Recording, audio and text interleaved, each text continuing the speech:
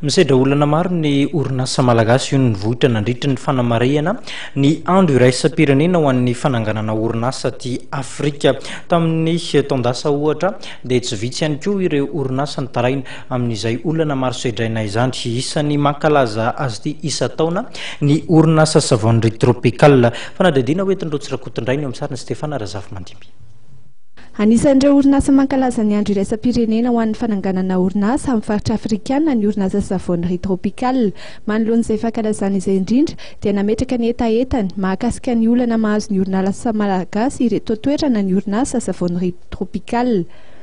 Ho azy ireo dia tokony ampitoviana avokoa ny fepetra amin'ny fandoavan-ketra mba hisian'ny fifaninanana malalaka eo amin'ny orinasa vita malagasy sy ny orinasa vahiny, fa tsy ny orinasa vahiny io izy ireo no omena tombony eto toerana.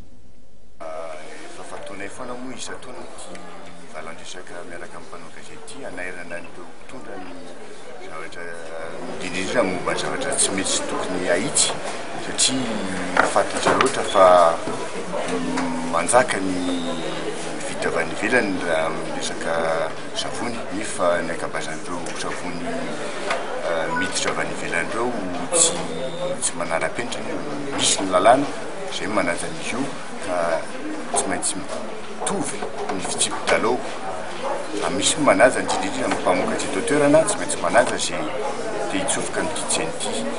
Izay ho zako ny anisan'ny zavatra andesana teto, ny zavatra hafa andesana koa ny